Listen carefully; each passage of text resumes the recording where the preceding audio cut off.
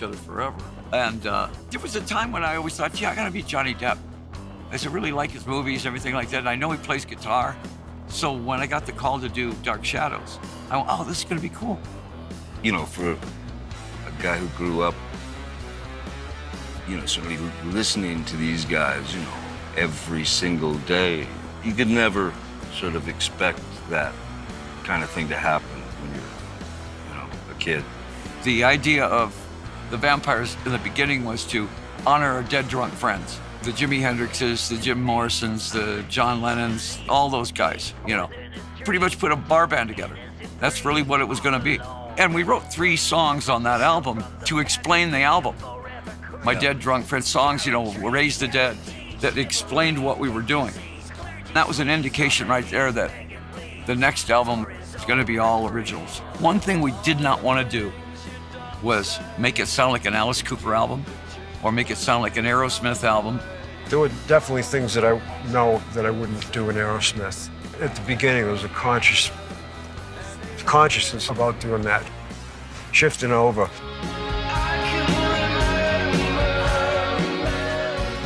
It was just a song I felt that we should do, you know. It's always meant a lot to me, but it's meant a lot to me over the last few years, you know. I knew Bowie pretty well, but I didn't have an emotional connection to him like that as much as Johnny did. And Johnny says, well, you sing it. And I said, no, you sing it. And he says, I don't sing. I said, you did Sweeney Todd. Reminding him that he sang.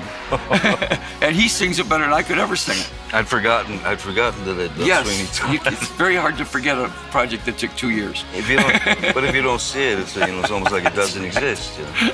It was good, by the way. Thank you.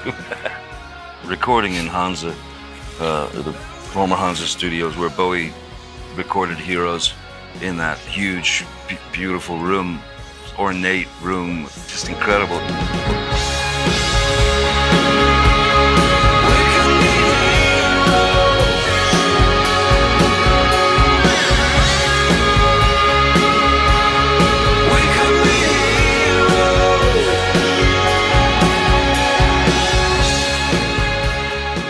Gonna do like a cover, especially that cover, do it there. And we just happened to be there. So, I mean, it was a brilliant idea to do it in that studio. I remember sitting in the kitchen and he was reading the lines to Heroes. And it was like every one of them, he was going like, yeah, yeah. I mean, you could see him he'd get possessed when he'd get up to the microphone, yelling the song.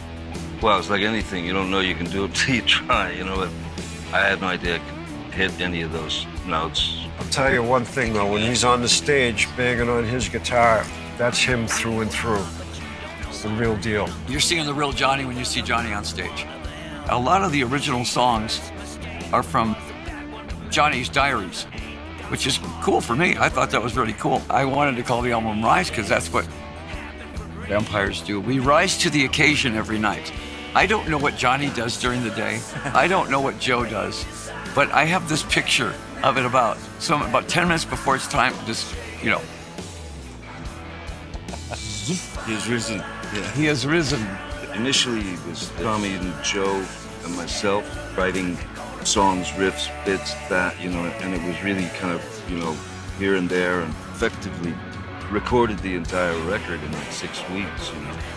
And it was cool to come in as sort of as the third party on it, because I'm hearing it for the first time.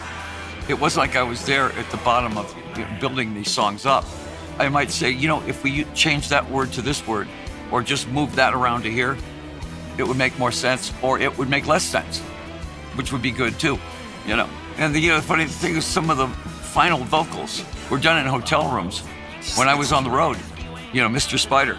Yeah. I mean, it was somewhere in Nebraska on a day off in a hotel room doing the vocal on that. Because now with the technology, you can do that.